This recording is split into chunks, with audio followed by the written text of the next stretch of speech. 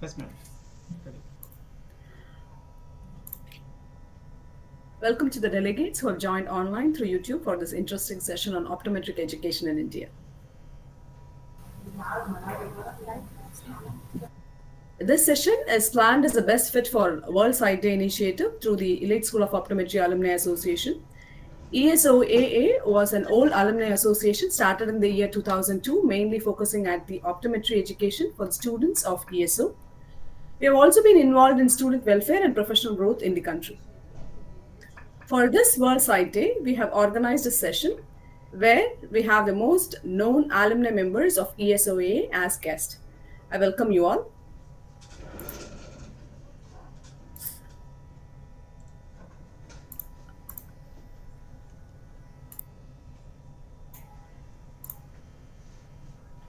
Now I welcome Dr. Anuradha, Principal of ESO and the President of ESOAA, Dr. Krishna Kumar, Advisor, Optometry Department of Shankar Nethralaya and former Principal, ESO and the founding President of ESOAA, Dr. Prema Chande, Head of the Department of Lotus College of Optometry, Mumbai, Dr. Prem Nandini, Scientist at the Brian Holden Institute of Optometry and Mission Science, LV Prasad Eye Institute, Dr. Shrikant Bharadwaj, Network Associate, Director and Scientist at Brian Holden Institute of Optometry and Vision Science, LV Prasad Eye Institute. Dr. Kritika Srinivasan, Head of Department of Optometry at Manipal College of Health Professions, Karnataka. Along with me, I have Ms. Daksha, Treasurer of ESOA, and Ms. Hashmat, General Secretary of ESOA, and Ms. Davamati, past Vice President of ESOA. Let us now move on to the session. This is mainly the consolidation of the article which was recently published in the Journal of Clinical and Experimental Optometry. This was an invited review and we have the right persons representing the prominent optometry colleges in India. The article mainly focuses on the preparedness of the current optometric education in India to contribute to the unmet eye care needs of the country. It reflects the collective thoughts obtained from the information available from the published documents of professional bodies and councils of optometry in India, the personal experience of authors, the deliberations and discussions of several stakeholders of the profession. The major questions addressed in this article are: what are the current eye health needs of the country and how many optometrists fulfill this need? How is the human resource capacity of optometry built in India and what are its challenges? How does Optometric Education India ensure that its graduates continue to contribute to the high quality eye care services to its citizens? As we have the authors here, we can directly hear from the key points of the article. I welcome you all and listen to the discussions by the authors. We understand the huge demand for eye care needs in the country, right? So now we have Dr. Krishna Kumar to address on the important information on the current status of optometry workforce in India.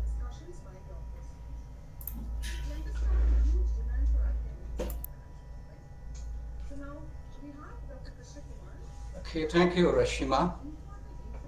It was really a great experience coming back to Alma Mater through online. I think, thank you very much for inviting me for this. Way back in 1920s, when optometry was originated in the eastern part of this country, and optometrists since then is contributing immensely in various eye care needs of this country, from vision care needs to ophthalmic diagnostics to vision specialities like contact lens, low vision, and the community eye care. It has shown a tremendous growth over the period, over the century. Believe it, at the advent of this master's programs and doctoral programs, the level of clinical care, academic and research has improved further one more notch up. Today we do have the quality of academia is ever improving. Those discussed by in the later part of the article and will be shared by other speakers. But one thing is very sure in terms of the research aspect, wherein today we do see the independent research labs with their independent grants, collaboration with different countries, collaborators, and phenomenal output from those kind of research work happening within India. All these things proved by the evidence. If you really look between 2000 to till now, the PubMed search, this article clearly shows almost 600 articles are being published in peer-reviewed journals. That is a commendable breakthrough in Indian optometry research. It's not only enough, at least top 200 researchers which have been published in the Clinical and Experimental Optometry 2021 carried the names of 3 optometry researchers from India. It's yet another milestone by itself. Other important aspect we have to keep in mind, another milestone of National Commission of Allied and Healthcare Profession Act 2021 is going to bring us a regulatory process for both education and practice, which we are waiting for very, very long time, is being highlighted in this article. First time, the job description of optometry aligning with the international standard classification of occupation, the code 2261, as well as aligning with competency matrix level of World Council of Optometry, once again being brought up in this article, which is a great breakthrough by itself. Dear friends, when we look into the workforce per se in terms of number, at present we don't have the exact number of optometrists by definition of 4 years. We took the lead in this article from 2012 article, which showed at that point of time 9,000 optometrists who have covered 4 year of optometry program in this country. If you look at the number of schools at that time, around 70 to 100 schools, giving an output of around 3,000 per year. If you try to look at the present scenario, the table which has been there in the article, probably Rashima can show that table, which clearly shows that at present we do have almost 379 schools of optometry with output of, if you try to extrapolate the same in 2012, 30 students per school, we will be having almost 11,340 per year. Try to extrapolate by 2030, we will be achieving a landmark of 1 lakh optometrists with 4-year program. Dear friends, today we do have almost 70 schools or institution offering master's program and almost 17 schools in collaboration with the university offering doctoral program. We are not going to wait anymore. Yesterday there was an announcement from the ministry and launching of the portal wherein we might be getting in another few more months from now the exact number of optometrists practicing in this country. Thank you very much. Thank you, sir. Thank you. Thank you so much, sir, for highlighting this important aspect. As Dr. KK was mentioning, the portal is available for everyone to enroll. So kindly look into the portal and upload the supporting documents and do enroll in the portal so we can actually know about the exact numbers soon. So now we move on to the next program, which is like we know about the workforce now, right? So we have to know about the current status of optometric programs which is available in India. So I now request Dr. Anuradha to highlight on those aspects. Thank you, Dr. Rashima. It's very good that all the authors could come together and we are able to share what we discussed during our writing up stage with a broader audience. I'm really happy to do this. Just continuing where Dr. Keke had left this, there are 379 schools offering UG programs and 75 institutions offering PG. No, this is a huge number. But what is currently being offered in terms of the universities that are offering? You see that the current optometry programs are run by technology universities, medical and health universities. And how is the enrollment generally? It's based on a common entrance test or a separate entrance exam by the interview, by the university, followed by an interview. And usually the subjects, the students who have taken maths, physics, chemistry, and biology in their higher secondary, that is the requirement that is being outlined by the universities too. And if you see the fee structure, usually it is affordable by the upper middle class of the society. And the curriculum that is followed almost across many of the universities are based on very key documents, framework documents, which is the model optometry curriculum. And the undergraduate program is following the framework of ILOCS. So it is the Indian Entry Level Optometry Clinical Skills Standards. So this is the ILOCS document. These are the framework documents which was created by the Association of Schools and Colleges of Optometry India along with the Optometry Confederation of India.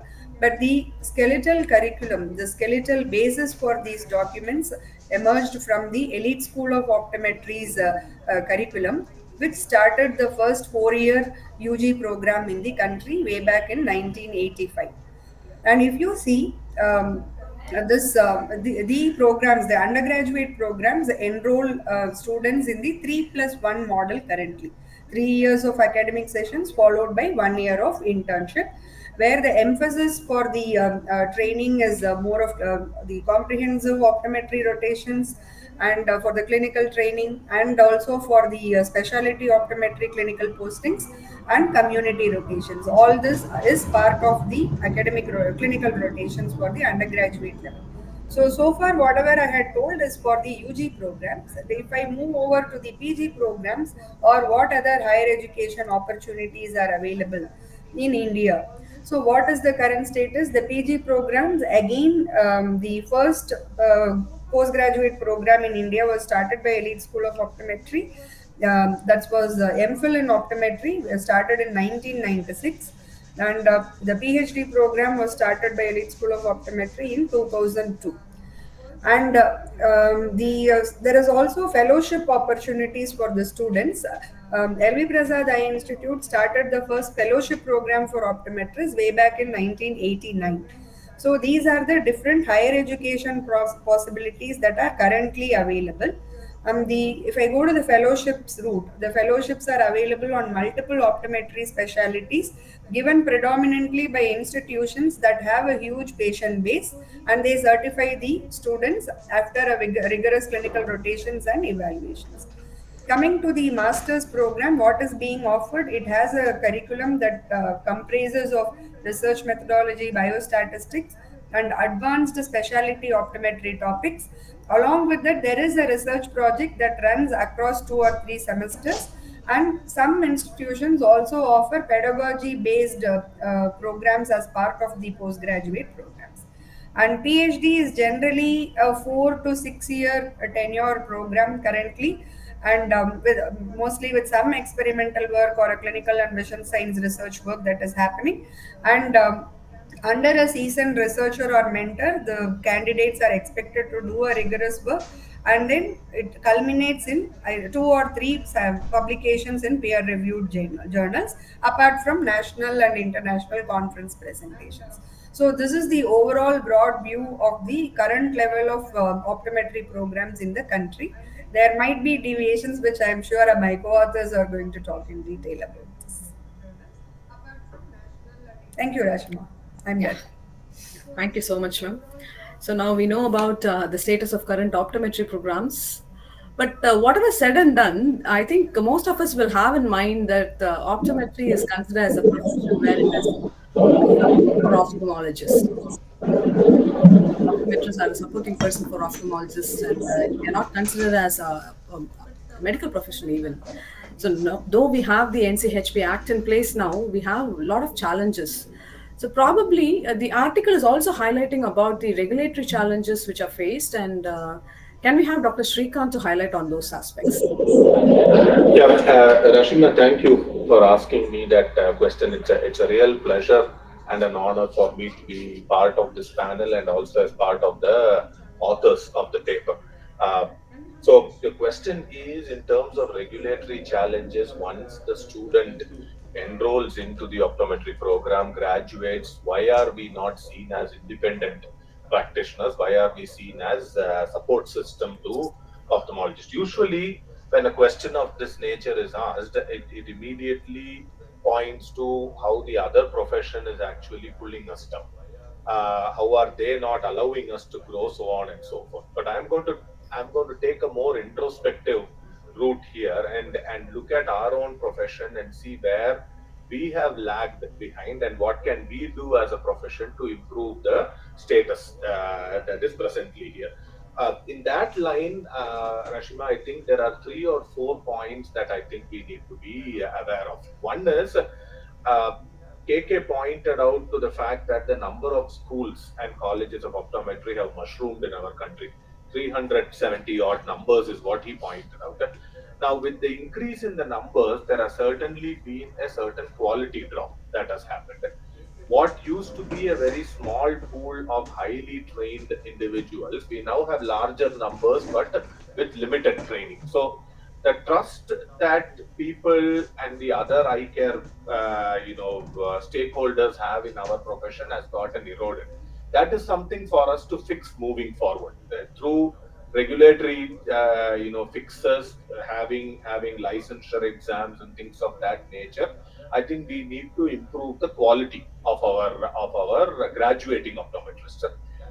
When you now look at the optometry students themselves, I think optometry is certainly not the career of choice for most of these students. Certainly, it wasn't the career of choice for me when I joined this dinosaur years ago. I don't think the situation has changed now. We are all mostly medical school aspirants who didn't make the cutoff, and we are coming into this profession as a second choice.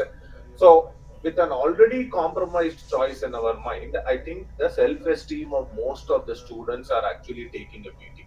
We need to change that and inculcate very strongly in our students that they are in this profession for good. They are actually in here as independent contributors of the profession. We are there to work with ophthalmologists and not for ophthalmologists. I think that message needs to come loud and clear to all the students that are enrolled in the profession. On a third aspect that I would like to focus on also involves the practicing optometrist. And here I would like to take a step back and reflect on what Dr. Irvin Borish had spoken about when he was asked to talk on the history of optometry in the US. Turns out that the professional trajectory is almost identical between India and the US, except that we are 30, 40 years behind.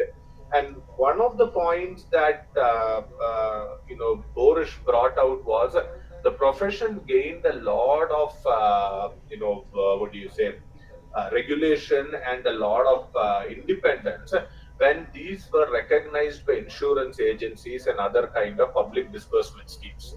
So the public had the motivation to come and work, come to our clinics, come and get their eye care, done by us, because they now had reimbursement schemes linked to it. Presently in India, we do not have any of those sorts of things happening. So moving forward, the leaders of the profession that if they can work with the government, link us up with schemes like Ayushman Bharat and other sorts of schemes, I think that will make the profession stand as an independent body moving forward. So in my mind, there are it should take a three-pronged approach, Rashima, in summary. One is the self-esteem, the quality of the students that needs to come that are currently enrolled in the program needs to improve. Secondly, we should be graduating only quality optometrists, and there has to be a certain benchmark that needs to be put in before a person can graduate. And third is we also should work with the regulatory bodies to see how we can get enrolled ourselves into reimbursement schemes. So these three, in my mind, I think will set us apart as an independent profession. And not necessarily be seen as somebody who is a second fiddle to other stakeholders of the profession. So that's my thought on it. I'm sure the other members have additional thoughts to make. So over to you, Krishna. Thank you, Dr. Srikanth. I think the discussion is getting its momentum now on what is the current problem and what are the regulatory issues. You have actually pointed out important terms like trust, quality, and what we should work on, and other things. And there are so many viewers on YouTube. If you have any questions to the authors, please put down your questions in the YouTube chat box. We'll take up the questions at the end of the session as well. And moving on to the discussion further, we have Dr. Prema Chande, who is actually an educationalist and also a community IK professional. Now, we have been talking about optometrists, so many optometrists are graduating and things. And are we placed in the public health sector? Do we have a proper placement for these optometrists? Have you discussed this in the article? Can we have your views on that, ma'am? Thank you, Dr. Rashma. Thank you, Dr. Anuradha, and the rest of you for including me in this article. I think it was a wonderful experience to work with the team. Yes, that is one of the challenges which we have discussed in the and the solution which we discussed in this particular article. If you look at the present placement situation, majority of the schools that are graduating would have their alumni working in the private sector. Either they would be working in eye hospitals, optical outlets, or some of them in independent practice. Very few of them join the public health sector. Very few. We have, in fact, if you look at Lotus alumni over 20 odd years, I think only in the recent 2-3 years I'm seeing some placements in the government sector happening. Till then, that was not there. So, and if you look at it, and the reality also is that almost 60-70% of our population lives outside the typical urban setup where most of the private health care is available. This is across all specialties, not just eye care.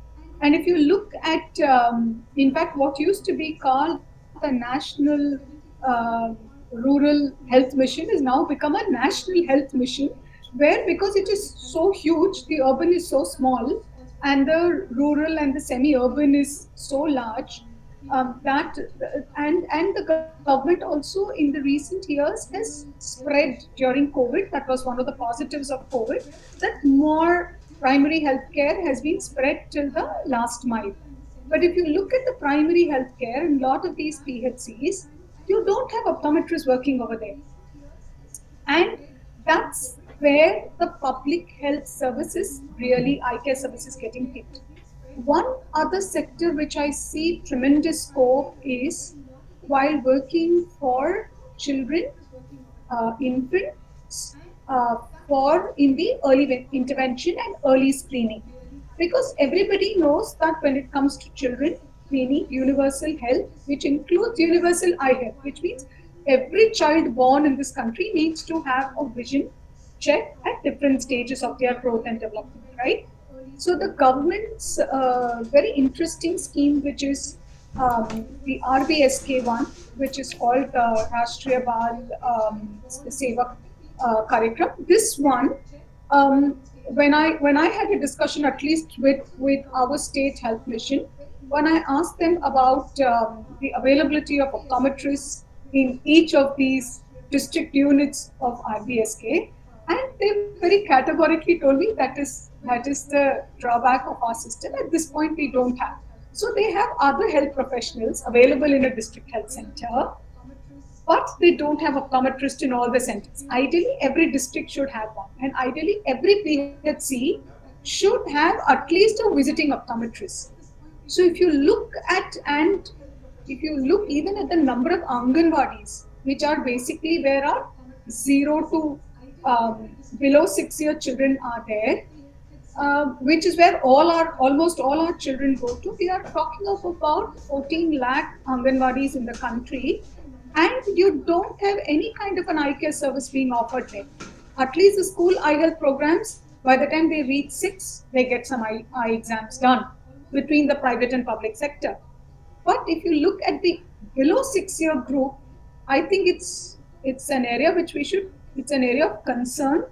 I think Dr. Anuradha and I have been discussing this, that we should see how we can get ourselves more closely involved in that level of eye care service. So I think there is a need, and it's important for us in short to get the government to look at having more openings for optometrists to serve the eye care needs of this country much better across all age groups.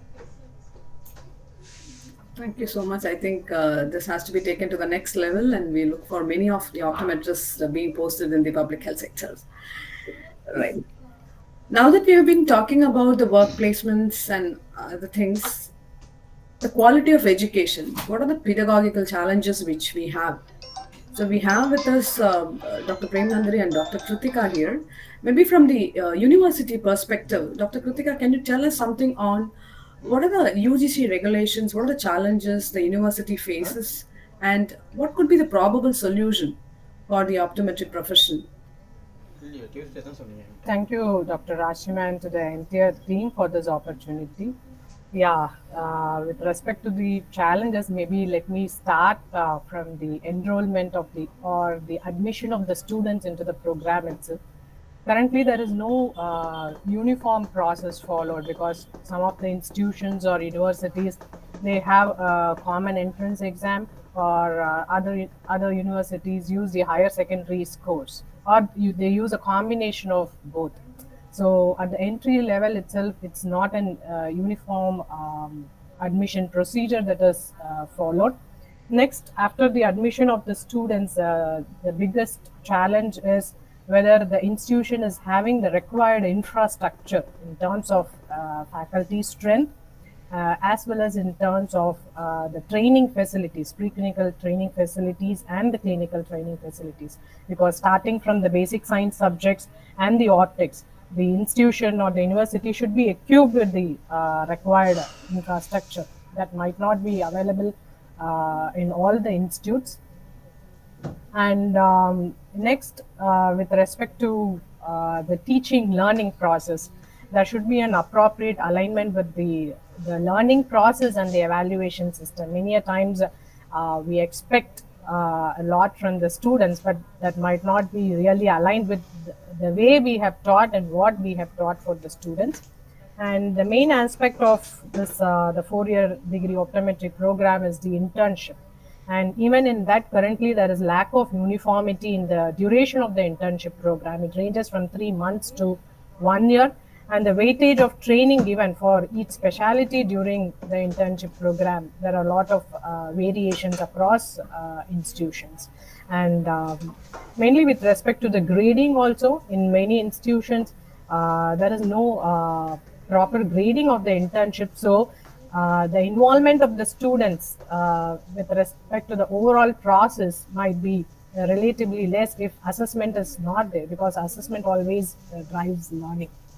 And even though we have this model optometry curriculum by the Ministry of Health and Family Welfare, it is really important to know how many institutions are really have adopted that and following it.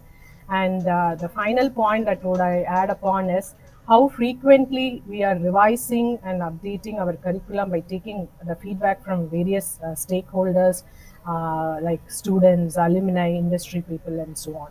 So these are the current challenges, I would say, from an university point of view. Thank you, Dr. Kritika. Yes, as you said, learning process is becoming very difficult nowadays. You have to split into bites now for the students. Now we have Dr. Prem Nandani. So as we have been discussing about the curriculum, about the training structure and things, what are the challenges a faculty faces, and have you addressed that in the article? Yeah, thank you, Rashima, and I want to thank all the authors here for giving me an opportunity to be a part of this paper.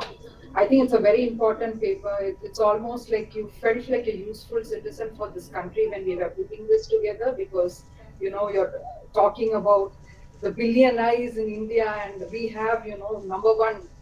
We are on the population democracy. We are on the top right now on the demographics there. Okay, so it does felt. I was very honored and privileged to be a part of this important exercise. Pedagogical challenges and solutions, and the faculty challenges that you're asking. Okay, I just want to take a step back and say the word pedagogy, right? So it means education. It means teaching. So education we can break down into teaching and learning. So when it comes to teaching, the onus is on the faculty, and when it comes to learning, it is the students. And like what Shrikant was saying, the self-esteem, it shouldn't be the second choice, right? So I'll start with the students and then I'll get to the faculty. So when we talk about students, how do we attract the right talent? How do we have people who are interested in optometry, truly interested and want to do optometry? So I think as primary eye care professionals, and when we go out and do school screenings, or when we come in contact with patients or children in our own clinic, we have an opportunity to talk to them. So one thing I want to use this platform and sort of emphasize is, when we go for screening and when they say, oh, these are eye doctors, I think we need to make a correction and tell them we are optometrists. I do that in the clinic. I chat with the children who come for an eye testing, and then I ask them, "What do you want to do?" And then I say, "I'm an optometrist. I'm not a medical doctor." I always clarify that. I think those small steps will go long ways for us to sort of propagate what we are doing, and sort of popularize optometry amidst the general population. And in the article, we did mention about the scope for how we could do this, career fairs and all of that, career counseling. These are, of course, aspects that we could do formally, but I think as an independent practitioner, as an independent person, everybody is empowered to sort of talk about our profession. So that's one way of doing this. And when it comes to faculty, and in the paper, we actually give this important ratio of 1:25. We say that there has to be one professor for 25 students. And presently, if we think there are 40,000 undergrad students out there, we are looking at a number of 1,600 well trained professionals who should be there in academia to teach, right? One of the things that I want to also highlight is people think research is independent from clinic and teaching is independent. It is not. They are all, they coexist together, okay? And people who do research are the ones who are actually modifying the curricula eventually, right? So the faculty owners, and how do we improve standards, is make sure that the faculty is not teaching from the old books. Attend conferences. It will be even more ideal if we have those continuing education points be validated, so that accreditation, regulation, all of that becomes important. And when we attend meetings and conferences, and luckily post COVID, we have this opportunity to join on several webinars and upgrade our knowledge. And those, whatever we are learning new, should percolate and come down into what we are teaching, and that is how we are going to improve the quality. So any profession, any subject will become stagnant and decay if it is not going to keep moving with the stream. And one way to keep moving is actually that research, the new research, and how practice patterns are going to change. So we do talk about the importance of adopting to new principles of teaching, and it shouldn't be a monologue. It shouldn't be just teacher comes, reads from books, or gives notes. We did mention in the article about active-based techniques. There are adult-based learning principles. So there is a lot more in education. Unfortunately, many a times in colleges, people who have graduated are immediately recruited and they become the faculty without knowing what it means to be an educator. And I think increasingly people are becoming sensitive about it, and they need to. It's not just enough to be good in academia, and that doesn't automatically make you an educator. So applying those principles, all of that are also important, and we do mention that.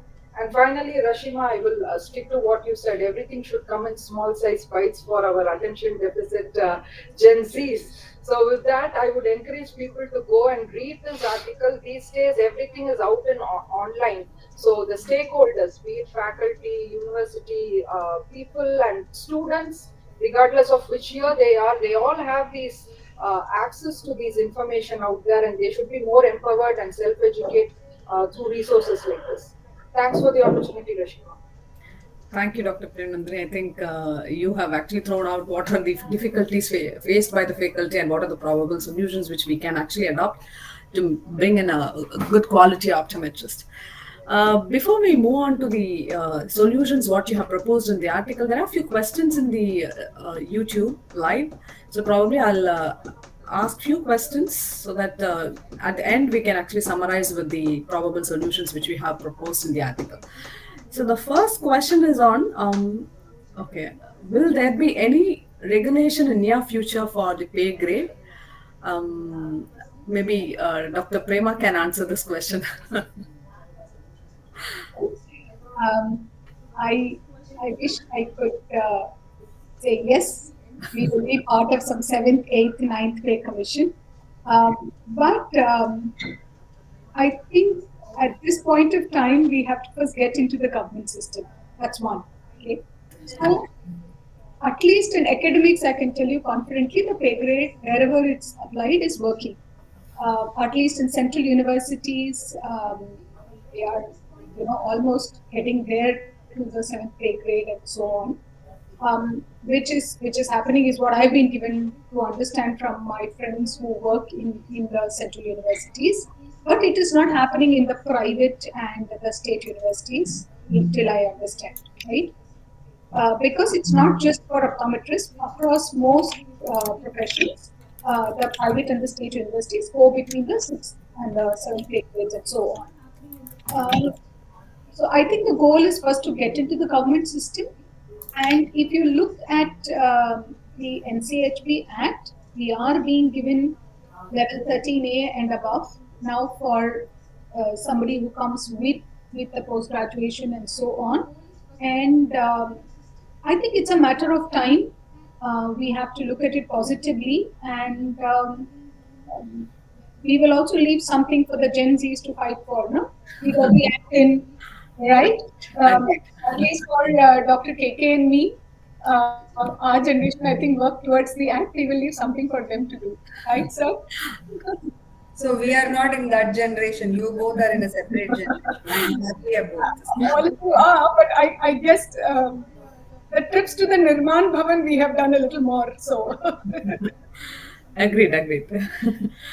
And I think the next question is directly to Dr. KK sir, because he has worked for that list of colleges getting down to 379 and things. There is a question on where can we get the complete list of colleges of optometry and similar courses. I think I forwarded this thing to the principal of Elite School and also OCI. Okay. These are the two places you can contact. But believe it, the last updation happened when maybe 1 or 2 weeks before the submission of this article. We don't know what changes would have happened, but if you want, I hope there is no Anuradha ma'am and Sir, by the time we published, there is a change already, sir. Yeah, Yes. I hope it doesn't have any information about the certificate programs which are there.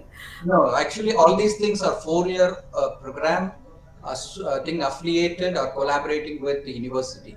I think that was confirmed. Only thing, some schools would have been closed, some new schools would have come. Right. Another question is, even though regulations are available from UGC, still many colleges are able to get affiliations by bribing. So in some states, the requirements are impractical, asking for 200-bedded hospital. I think this has been a few of the questions which has been asked by many of the educators, like 200-bedded hospital and optometry. Do Shrikant want to take the question? I think the issue of bribery, I'm not sure if we can address it here. I mean, that's very endemic to almost anything that you take in India, right? So I'm gonna duck that question.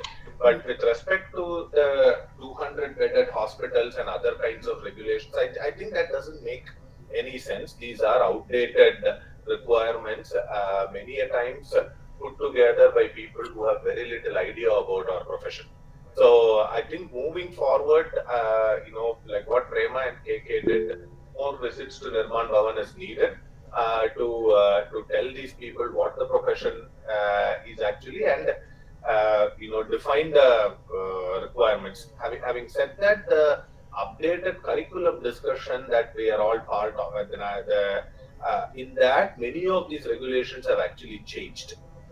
So the updated document should, if not already shared, it's probably there, and it's not yet. I mean, from what Anu and Prema are saying. So once it's shared, I think the requirements also will change.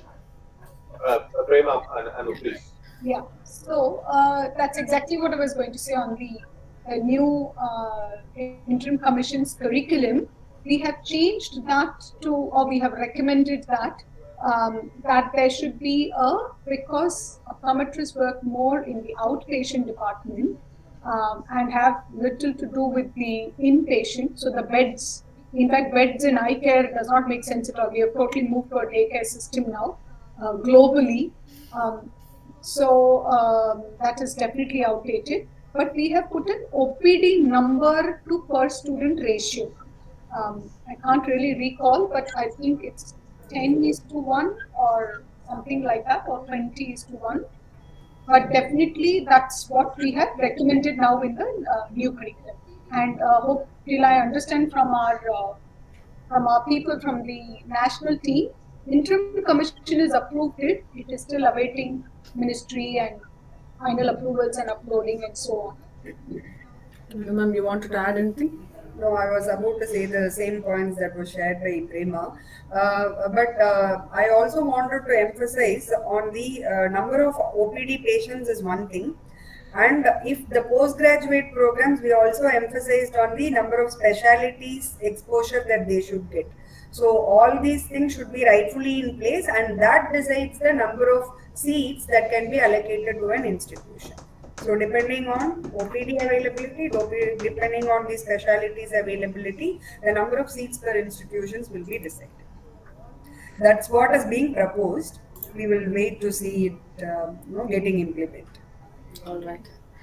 Thank you, ma'am. And maybe I'll put a question to Anuradha ma'am itself. What is the scope of optometrist as full-time researcher? Yes, maybe we would have definitely highlighted that in the article. So the scope of optometrist as full-time researcher. I thought that nowadays everybody wants to become a researcher. That's what I felt. So yeah, it's a very. I don't even see there is anything to doubt about being a full-time researcher. But heart of heart, being a clinician, I would also say that full-time research is good, but attach the clinical component to that. Without that, we'll not be doing meaningful research sometimes. Okay? So there should be full-time researcher, yes, but I would see like Prem Nandini is like doing research, and she is also in the clinic seeing patients, and that gives us a lot of questions. A full-time researcher should have a lot of questions to ask, which comes from a clinical background. And what I have learned in this process, I should be giving it to the next generation of students as an academic. That's how an optometrist should be playing a role, and that is essential for the profession also to grow, and the same standards of quality to be maintained in the future. An overall approach is needed. That's what I would recommend. But the scope is very good as a full-time researcher. Prem Nandini? So I think one way to interpret that question is from a scope point of view is that are there job opportunities and things like that. If you interpret it from that point of view, I think there is enough job opportunities in university level settings or in eye care institutes like LVP and places like that where you can be a full-time researcher. And when we say a full-time researcher, what we really mean is somebody who is engaged, who see their primary identity as being a scientist, but they also contribute to other aspects of academics, which is teaching and also be in academic clinical activities and stuff. So I agree with Anu. For at least for an optometry profession, it is the combination of the three that is healthier rather than focusing only on one aspect of it. The second part I wanted to emphasize is, as a researcher, the kind of questions that you are going to be asking also matters. That will matter for your own personal identity as a scientist. It also matters from the point of view of funding that you can bring in to keep your own lab afloat and so on and so forth. The one thing to vision science has been existing in the world for over 120 years. So we are not new doing this. It's a very seasoned field out there, and there are many contributors to the vision science profession: electrical engineers, computer scientists, psychologists, so on, biologists. They're all contributing.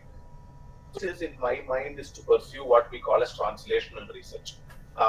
Take up clinically relevant problems, use basic science tools to address that problem, and circulate it back into the clinic so that the clinical practice changes. And like what Anu was mentioning, also inform the students so that the next generation of optometrists are able to change their clinical practice.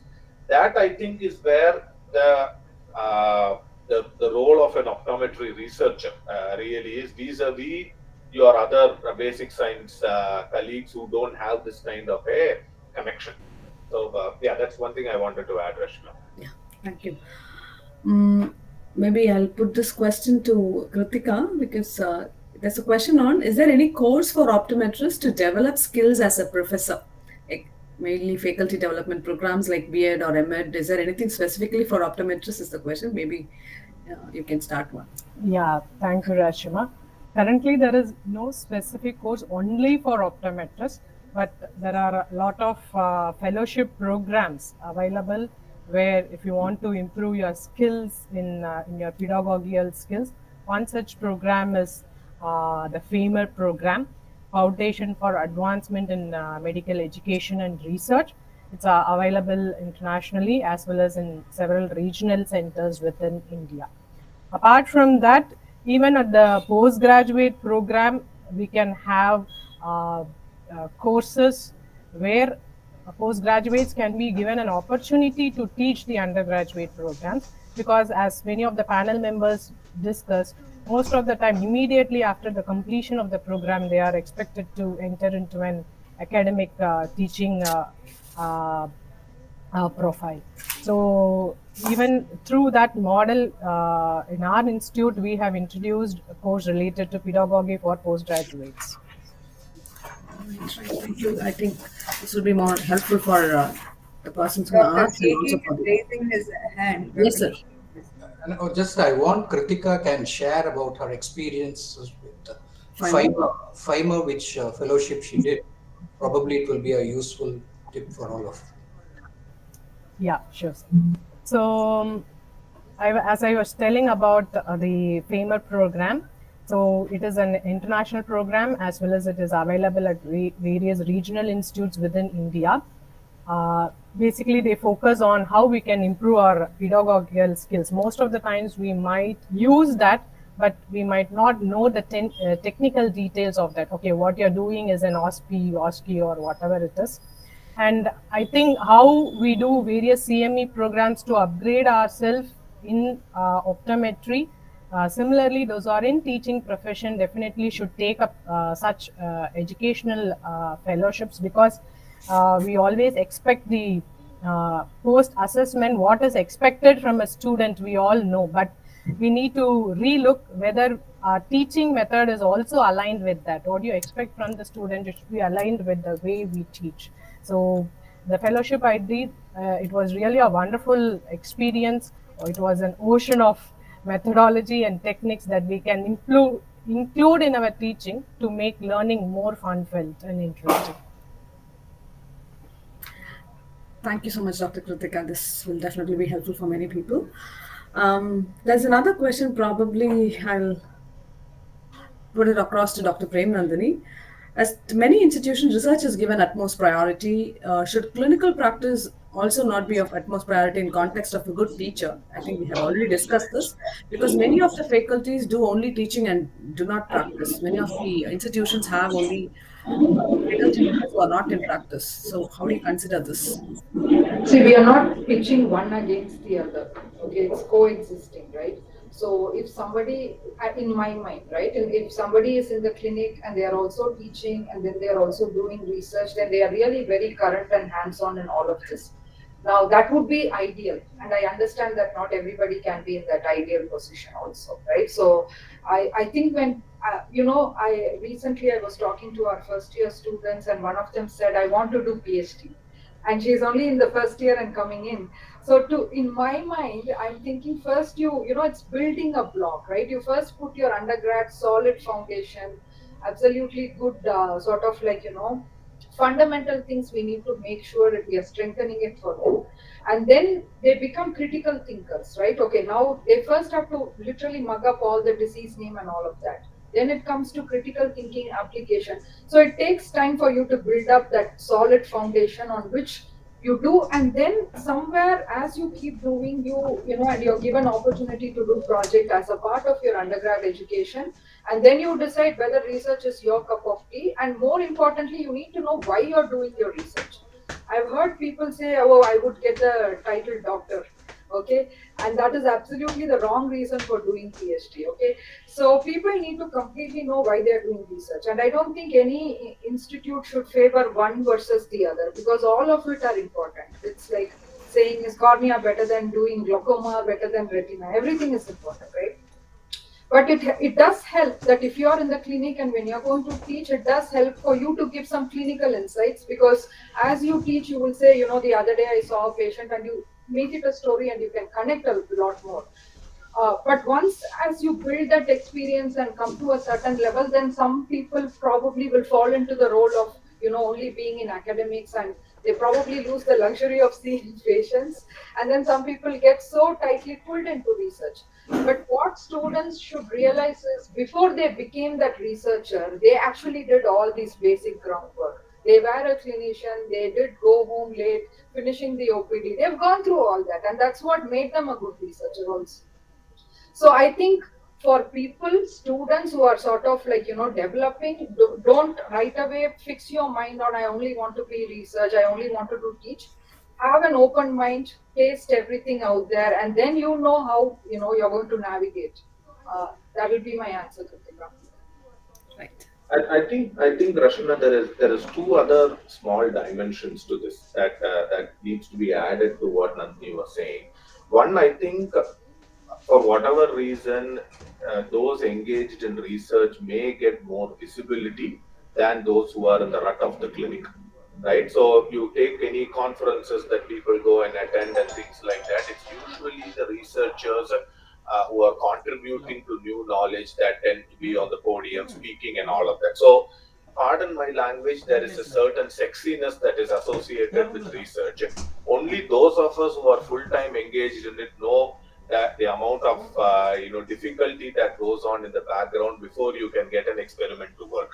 So the reality of contributing to the new knowledge comes with a lot of difficulty in the background that needs to be highlighted as well moving forward. Secondly, I think maybe the onus is on the conference organizers and CME organizers. Maybe the focus should also be on people who do good clinical practice. Show them also as role models for the students, saying that your career can actually have a really good trajectory if you are full time in the clinic as well. So the last point in this is, I think we need to differentiate people into two categories: knowledge users and knowledge generators. Everybody in the optometry profession should be a knowledge user. If you want to keep yourself updated with the profession, you better be a knowledge user. In addition to that, some of us also contribute to the generation of new knowledge. So we are both knowledge users and knowledge generators. So though the students or the people who think that research is the way to go, they need to realize that they actively want to be the knowledge generators part, and for which all the components that Nandini was talking about needs to be met before they can actually reach that stage. And there are certain compromises that I spoke of earlier as well. Right. So in the article, we were talking about several lines on exit exams and things, which was not discussed in the today's discussion. Probably people can actually go through the article and get more insights about the exit exams. But there's a question in the YouTube live where, what is your opinion on taking exams of credibility for being a faculty? The person is asking the question because it appears that in many of the institutions, faculty's disinterest in the profession affects the student psychology. Probably, KK sir. Questions to him. Yes. Can you frame the question So, again? right. If I mean, it should not be something like a forcefully joining as a faculty, and your disinterest in the profession should not change the mindset of an individual being as an optometrist. No, actually, there are people who are. I'm just looking from my own experiences. I had both kind of people who are not interested, but we saw as a team that their person has got a potential and it proved to be truthful. We also seen people who express that they are good at teaching and they want to be given opportunity. We also failed. Both are there actually. I think this can't be answered in one simple sentence. Maybe a topic for the next article. Yeah, true. Yes, ma'am. She also wanted to say something. Yeah, no, I just wanted to add that I do go through this torture of interviewing a lot of faculty whenever we have a position vacant in the college to teach. And yes, I've had people, as KK's experience, that people say they would love to teach, that this, they come in and then they, then they themselves realize we are like a square this thing in a round triangle. But this is, I think, there are two aspects to teaching. One is good communication. I think somebody who can communicate themselves well, that's important. Subject knowledge, of course, is primary. I've had class toppers from their colleges outside Lotus who have turned out to be terrible teachers. They would pass this so-called entrance exam if we ever had one, but I'm sure they could still fail as teachers. And you could probably have people who would not be toppers but still be able to communicate very well and reach out to the students. It's not just communicating, it's about reaching out to the students at their level. Remember, it's about how you can talk to the Gen Z in their terms and conditions and get the message across. That's one. The second aspect was of motivating them as themselves being role models, because that's whom they first look at as their teachers. And I think that's which I always insist, that every faculty who teaches must go down to the clinics and see patients. You have to demonstrate yourself that you are a clinician in the first place. You can be a researcher and still do evidence-based research. There is a lot of research over there. Research does not mean only vision sciences and only doing experimental.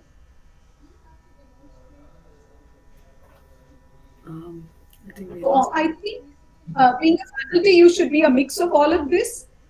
Most important, it's your passion for the profession. If you can have that burning in your stomach, I'm sure you can pass it very easily down to your students. Very easily.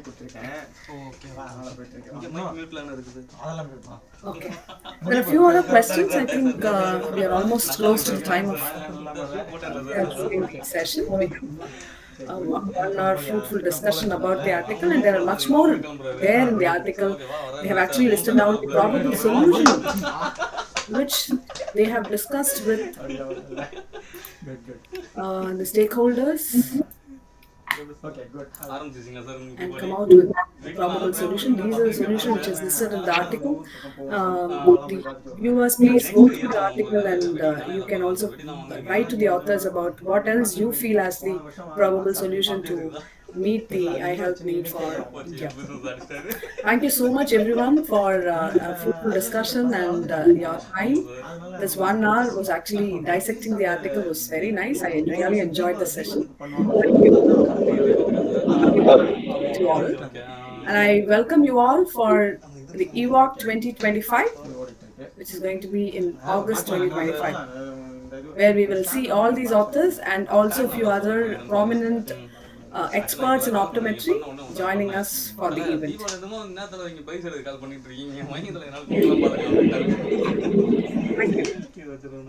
Thank you so much. Thank you. Thank you so much. Thank you. Thank you. Moment live close பண்ணிக்கலாம். முன்னாடி சொல்லணும்ட்டாங்க. Okay sir, okay. சரி, okay, next வீடியோல பாத்துக்கலாம். இன்னும் அது கண்டினியூஸா வந்துட்டு தான இருக்குது. Moment live close ஆயிடுச்சா? மேடம் ஒரு நிமிஷம் தான் இப்ப பண்ணிடுறேன்.